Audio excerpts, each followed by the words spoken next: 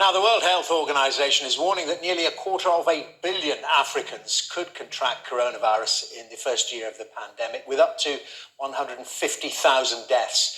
Now, 50 deaths have been recorded in Kenya so far, where there has been controversy over a government order that those in quarantine should actually pay for their own confinement. Well, I'm joined from Nairobi by Siddharth Chatterjee, the UN coordinator in Kenya. Very good to talk to you. And first of all, tell us, I mean, there's a dire warning there from the United Nations, from the World Health Organization. But at the moment, things don't seem to be too bad in Kenya. Just tell us about the situation there.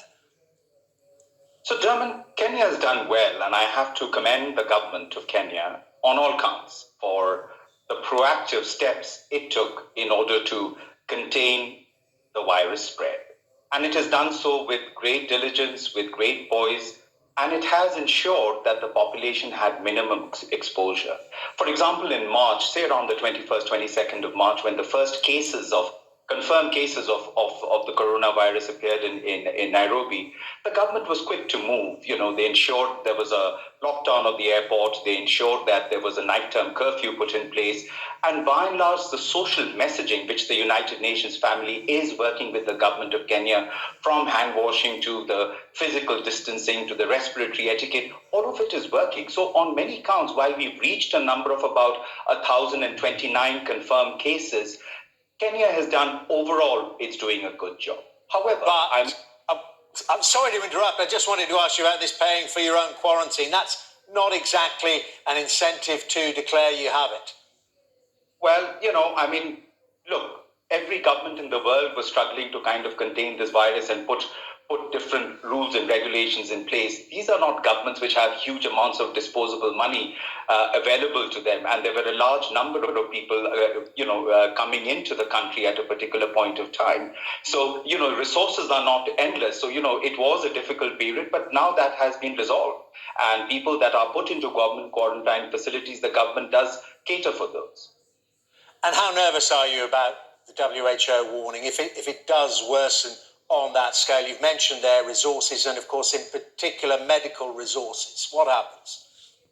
It is a challenge. It's not just a challenge in Kenya, it's a challenge throughout Africa. I mean, if I were to look at the big five, which is the United States, the UK, Italy, France, and Spain, given the fact that these are advanced countries with robust health systems, if they could not take on the burden of a pandemic of this scale, certainly Africa is not equipped for it. But we've seen the Ebola here. We've seen other pandemics, though localized.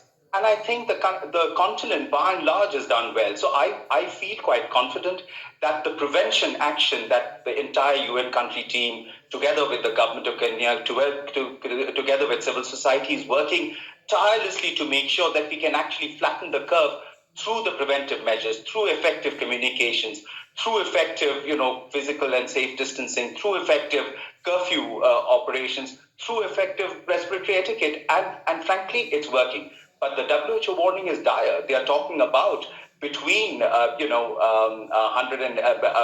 80,000 to 150,000 deaths in the first year.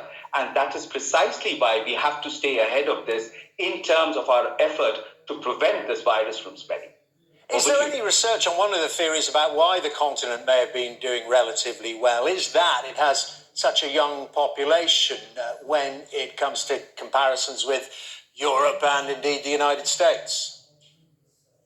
Dermot, the jury is out there, but you are looking at the youngest population in the world. I mean, just to give you an example, the median age of the United Kingdom is about 41 years, whereas the median age of Kenya is about 18 years. The median age of Europe is about 44 years. The median age of Africa is 19 years. So yes, it is a very, very young population. In fact, this is where we are going to be reaping the new demographic dividend, so to speak. So perhaps that is the case, but science is challenged at the moment, so we'll get to know soon. What is it that is making Africa, should I say, a little more resilient? But Africa has seen the scourge of HIV/AIDS and Ebola. So I think the health systems, though not robust to take on the curative side, the preventative side, such as community health work, those things are pretty good.